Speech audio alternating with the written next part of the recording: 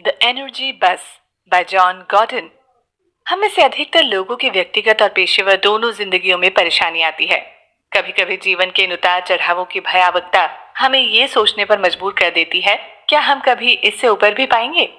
जरा सोचिए, एक दिन आप बस में चढ़े और बस के चालक ने आपको कुछ ऐसे नियम की फहरिस्त बताई जिससे आप अपने जीवन के उतार से आसानी से मुक्ति पा सकते हैं।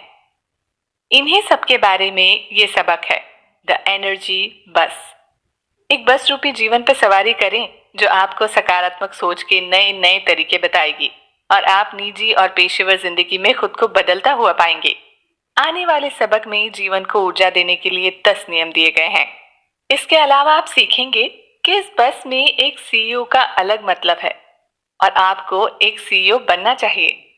फॉर्मूला E+P=O का क्या मतलब है और ये क्यों जरूरी है?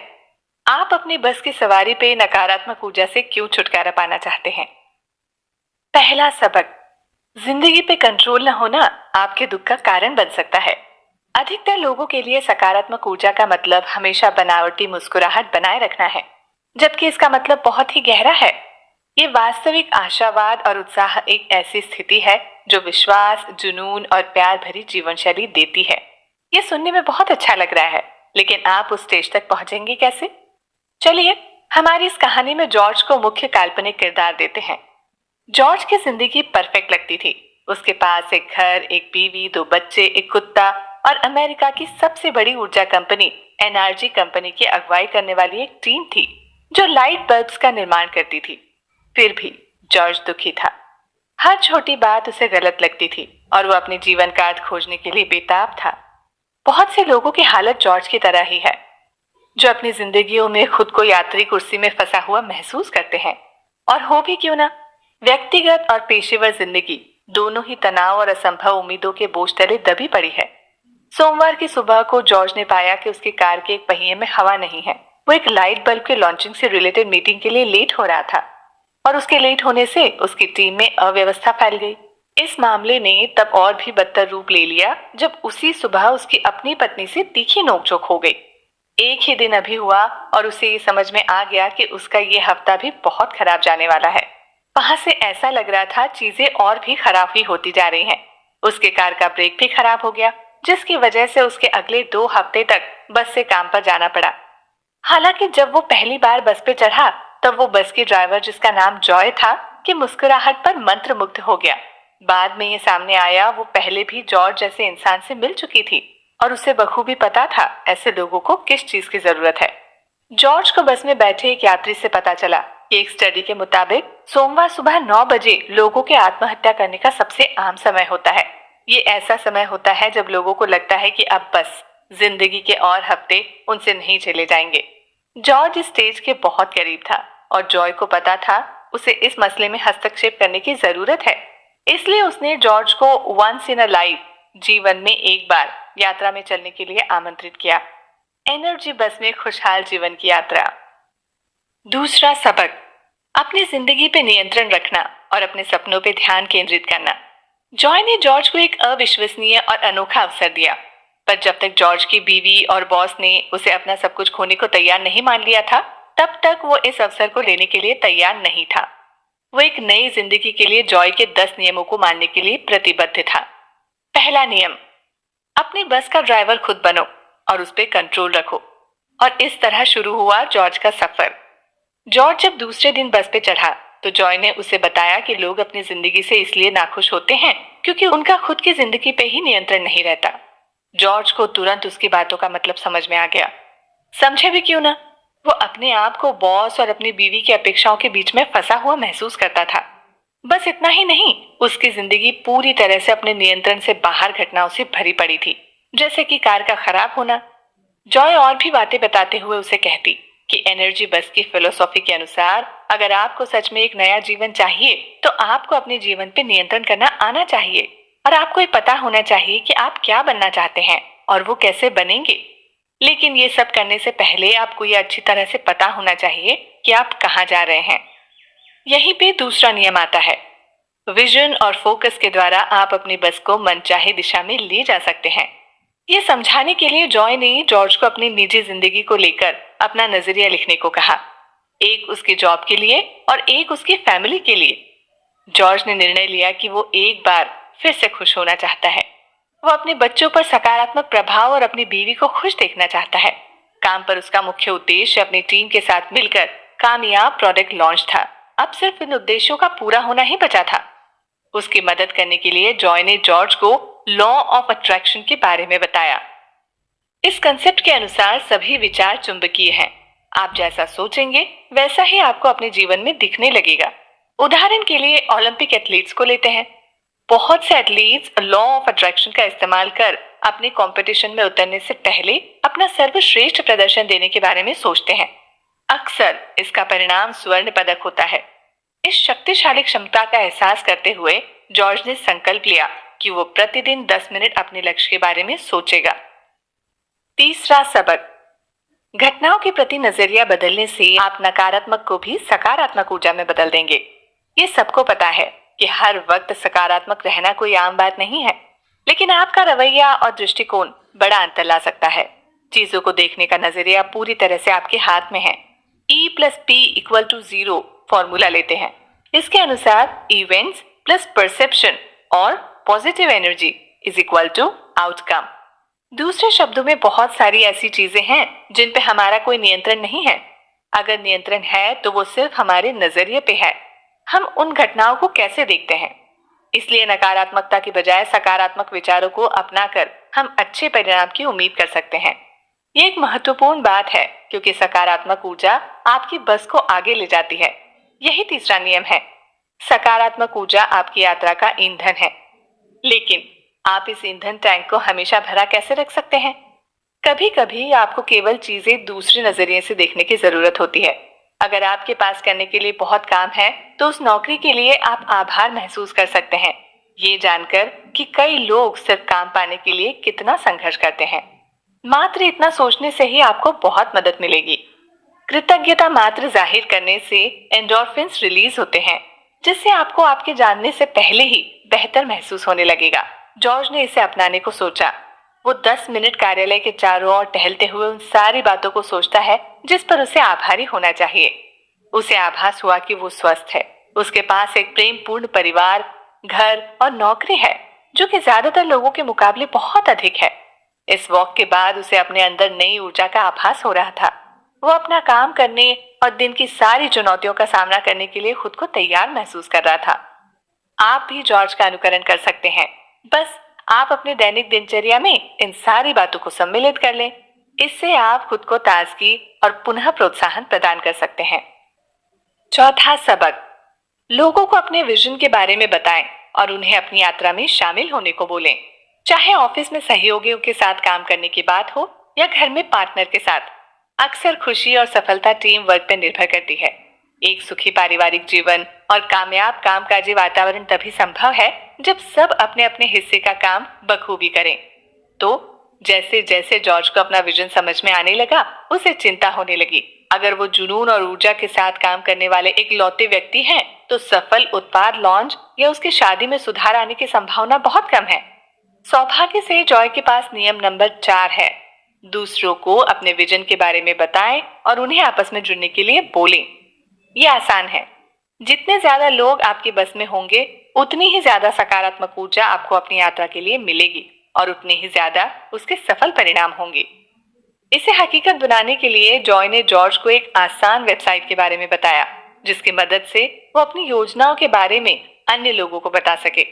उसका नाम theangrybus.com है और इसका इस्तेमाल करके जॉर्ज अपनी पत्नी और अपनी टीम के हर एक इंसान को बस टिकट दे सकता था। लेकिन टिकट का तब तक क्या मतलब जब तक यात्रियों को पता ही नहीं कि वो जा कहाँ रहे हैं। हालांकि जॉर्ज इस विचार के बारे में उत्साहित था, लेकिन उसे ये भी पता था प्रत्येक क्षमतावान व्यक्ति को व्यक्तिगत रूप से टिकट देना ज्यादा अच्छा है, मगर आने वाली यात्रा के बारे में बात करने के बाद ही। इसका कारण ये है, अगर लोगों को पता नहीं होगा कि आप कहाँ जा रहे हैं, तो वो आपके साथ आने के लिए इतने इच्छुक नहीं होंगे। इस बात को ध्यान में रखते हुए जॉर्ज ने अपनी टीम के प्रत्येक सदस्य से व्यक्तिगत रूप से मुलाकात की और उन्हें अपने दृष्टिकोण पर साथ काम करने के लिए आमंत्रित किया। उन मीटिंग्स में उसने अपना प्रोडक्ट लॉन्च के लिए अपनी अपेक्षाएं रखी और सबसे अपने दृष्टिकोण के लिए प्रतिबद्धता मांगी। उसने अपने कर्मचारियों को उनकी बातचीत पर विचार करने के लिए पूरा एक हफ्ता दिया और सोमवार को बताने के लिए बोला कि क्या वो इस यात्रा पर उसके साथ आ रहे हैं। जहां जॉर्ज अपनी यात्रा में एक तरफ नए साथियों के जुड़ने की संभावना से उत्साहित था, वहीं दूसरी तरफ उसे ये भी डर था कि कहीं ये लोग उसे निराश न कर दें। इससे बचने का तरीका ये है कि उसके विजन में दूसरों को प्रेरणा देने के लिए पर्याप्त शक्ति हो। अगले सबक में आप इसके बारे में सीखेंगे। पांचवा सबक, जो आपका विजन शेयर नहीं करते उन पे अपनी ऊर्जा बर्बाद न करें। जब भी हो सके नकारात्मक लोगों को हटाते चलें। जॉर्ज ने जब दोबारा अपनी टीम से मुलाकात की तो वो ये सुनकर हैरान था कि टीम के एक सदस्य जोस को बस पर सीट नहीं चाहिए थी। जॉर्ज अचंभित था क्योंकि जोस उसके सर्वश्रेष्ठ कर्मचारियों में से एक था। इस अप्रत्याशित सिचुएशन ने जॉर्ज को अपने विजन पे सवाल उठाने पे मजबूर कर दिया। अगर कोई उसकी मदद नहीं करना चाहता है तो वो कैसे सफल हो सकता है। खैर, ये वास्तव में उतना महत्वपूर्ण नहीं है जितना जॉर्ज सोच रहा था। अगर लोग आपके साथ बस में नहीं जाना चाहते हैं तो आपको उन्हें मनाने की कोशिश नहीं करनी चाहिए। एक सर्वेक्षण के मुताबिक यूएस में करीब 22 मिलियन कार्यकर्ता काम के प्रति नकारात्मक रवैया रखते हैं। ये कर्मचारी लगभग 300 अरब डॉलर की उत्पादकता में वार्षिक नुकसान के लिए जिम्मेदार हैं। जब इंसान ऐसे नकारात्मक व्यवहार वाले लोगों से घिरा हुआ होता है तो खुद पर संदेह होना तो लाजमी है, और इस संदेह की वजह से आपको अपने लक्ष्य को साकार करने में बाधा महसूस होती है। इन परिस्थितियों से बचने के लिए जॉय ने जॉर्ज को नियम 5 बताया। अपनी ऊर्जा बचाओ और उन लोगों को मनाने की कोशिश मत करो जो आपके साथ बस पे नहीं आना चाहते हैं। बस इतना याद रखो, अगर वो नकारात्मक हैं तो वे केवल आपकी चाल को धीमा ही करेंगे, और यदि नकारात्मक लोग आपकी बस में आ गए हैं तो उन्हें जल्दी से जल्दी निकालने की कोशिश करें। आपने उन यात्रियों को नोटिस किया होगा जो पूरी रास्ते भर कोई ना कोई शिकायत करते रहते हैं। आप ऐसे लोगों को पिशाच की तरह देख सकते हैं जो आपके अंदर की सकारात्मकता और विजन को पूरी तरह से चूस लेते हैं। इसी कारण नियम संख्या 6 ये है, अपनी टीम से एनर्जी चूसने वाले पिशाच बाहर करें। दूसरे शब्दों में, अगर आपकी टीम में नकारात्मक लोग आ गए हैं तो उनसे बैठकर बातें करें।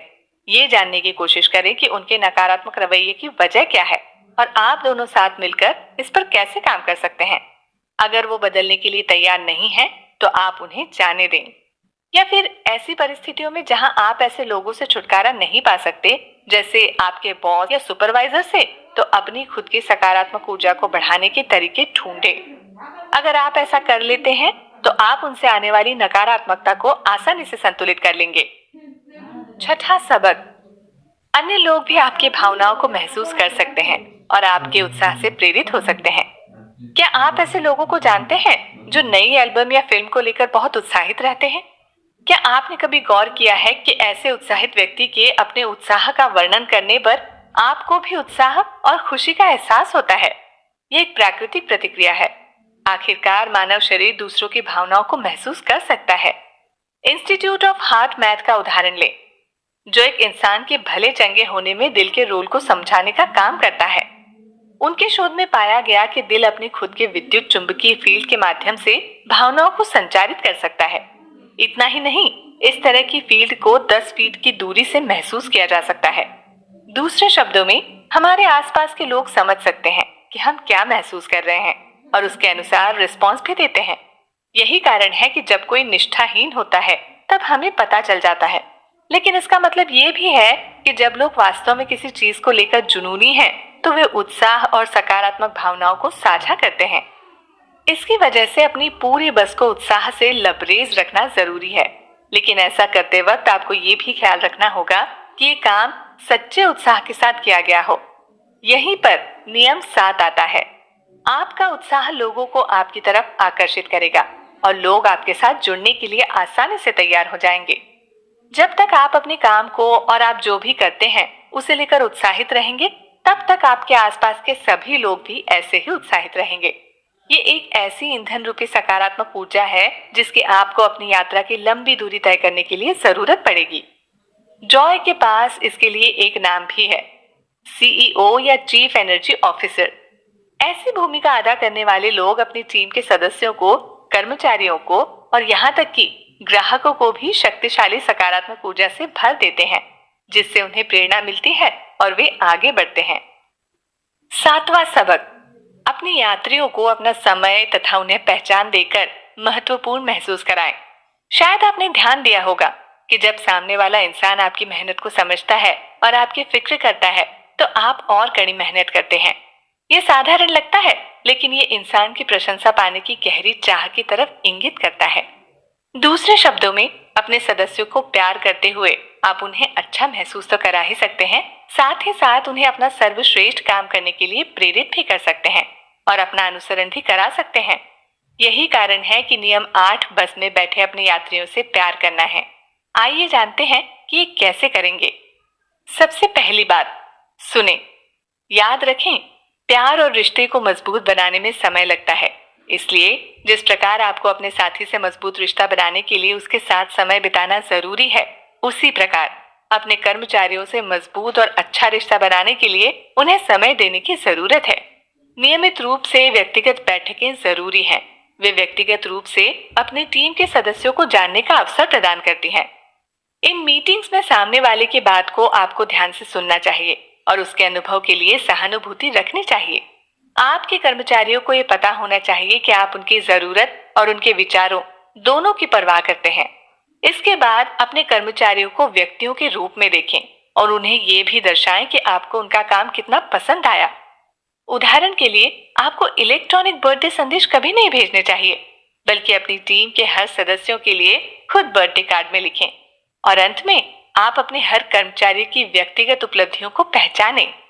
जॉर्ज और उसके कर्मचारी जोस, जो कि बस में नहीं आना चाहता था, को ही ले लें। जोस को कभी नहीं लगा कि उसे महत्व दिया जा रहा है। इसके बावजूद वो नियमित रूप से देर तक काम करता था। जॉर्ज ने कभी इस बात को महत्व नहीं दिया। जॉर्ज ने तब जले पर और नमक छिड़क दिया जब जोस ने पैसे बढ़ाने के लिए बोला, और जॉर्ज ये बोलने के बाद कि वो सोचेगा इस मुद्दे पर, कभी बात ही नहीं की। लेकिन ये पुराना जॉर्ज था। नियम संख्या 8 सीखने के बाद पहली चीज जो नए जॉर्ज ने की कि जोस को उसके कार्यों के प्रति लगन के लिए शुक्रिया अदा किया और पैसे बढ़ाने का वादा किया, जिसके परिणाम स्वरूप जोस जॉर्ज के साथ एनर्जी बस पर खुशी खुशी जाने के लिए तैयार हो गया। 8वां सबक, उद्देश्य और मजा आपको नई ऊंचाइयां छूने में मदद करेगा। अब तक जॉर्ज ने जितने भी नियम सीखे हैं, उन पे अमल करके जॉर्ज की शादीशुदा जिंदगी भी खुशहाल हो गई और अब वो बच्चों के साथ पहले से ज्यादा समय बिताने लगा था। पर जैसे जैसे जॉर्ज के प्रोडक्ट के लॉन्च की तारीख समीप आ रही थी, जॉर्ज सोचने लगा कि अपनी टीम में ऊर्जा का दूसरा डोज कैसे भरे। ऐसा करने के लिए उसे ये समझने की जरूरत है कि उद्देश्य उसके काम को आसान बना देगा। अमेरिकी राष्ट्रीय जॉनसन और नासा के एक संरक्षक की कहानी एक महान उदाहरण पेश करती है। राष्ट्रपति अंतरिक्ष कार्यक्रम का दौरा कर रहे थे जब उन्होंने एक संरक्षक को उत्साहपूर्वक फर्श की सफाई करते हुए देखा। राष्ट्रपति ने उस व्यक्ति से कहा कि अब तक वो जितने भी जेनिटर से मिले, उनमें से संभवतः वो सबसे अच्छा जेनिटर है।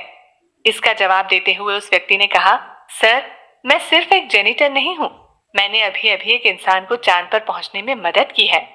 ये दिखाता है कि एक ऊंचे उद्देश्य के साथ आप आसानी से अपने रोजमर्रा के कार्यों को पूरा कर सकते हैं, और यही कारण है कि नियम संख्या 9 एक उच्च उद्देश्य से प्रेरित होना है। जॉर्ज की टीम ने खुद को लाइट बल्ब बनाने वालों के रूप में न देखकर उन लोगों के रूप में देखा जो किसी बच्चे की पहली किताब के लिए रोशनी देंगे। जैसे ही उन्होंने फैसला ले लिया तो वे सभी खुशी खुशी जॉर्ज के साथ देर रात तक काम करने लगे। उसकी पूरी टीम एक साझा मिशन के लिए एकजुट हो गई थी। लेकिन सबसे महत्वपूर्ण ये ही है कि उद्देश्य और मजा चमत्कारी प्रदर्शन को बाहर लाने में सक्षम है। दूसरी सुबह जॉर्ज को एक यात्री ने 2 टीमों के अध्ययन के बारे में बताया, जिनमें से प्रत्येक को एक नया हवाई जहाज डिजाइन करने का काम सौंपा गया। उनमें से एक को बताया गया कि उन्हें सबसे अच्छा हवाई जहाज बनाने का काम सौंपा गया है, जैसा आज तक कभी अस्तित्व में ही नहीं आया, जबकि दूसरे को केवल कंपोनेंट्स डिजाइन करने को बोला गया है और मिशन को लेकर कोई भी जानकारी नहीं दी गई। स्वाभाविक रूप से जिस टीम को मिशन दिया गया था, उसने कम समय लिया और अधिक मेहनत की और अपने काम को आधे समय में ही पूरा कर दिया। ये उदाहरण अंतिम नियम नंबर 10 की तरफ इशारा करता है। आपको अपना काम मजेदार लगना चाहिए। आखिरकार तनाव लेने के बजाय जब आप अपने काम का आनंद लेते हैं तो सफलता प्राप्त करना और भी आसान हो जाता है। कुल मिलाकर आधुनिक दुनिया काम के तनाव से लेकर पारिवारिक जिंदगी की जरूरतों को पूरा करने और बिलों का भुगतान करने घर को मेंटेन रखने और सब कुछ एक साथ लेकर चलने के बोझ तले दबी हुई है। लेकिन इन सब का एक उपाय है, सकारात्मक ऊर्जा, जो कि चीजों को अपने नियंत्रण में रखने और सच्ची खुशी प्राप्त करने में मदद कर सकती है। क्या करें? अपनी असफलताओं से सीखें। आपकी बस की अपनी मंजिल तक पहुंचने में थोड़ी मुश्किल हो सकती है। आप जहां तक जाना चाहते हैं वहां तक पहुंचने के लिए आपको अपने रास्ते में आने वाली असफलताओं और चुनौतियों का सामना करने में सक्षम होना पड़ेगा। ऐसा करने के लिए आप अपने आप से पूछें कि इन कठिनाइयों से आप क्या सीख सकते हैं।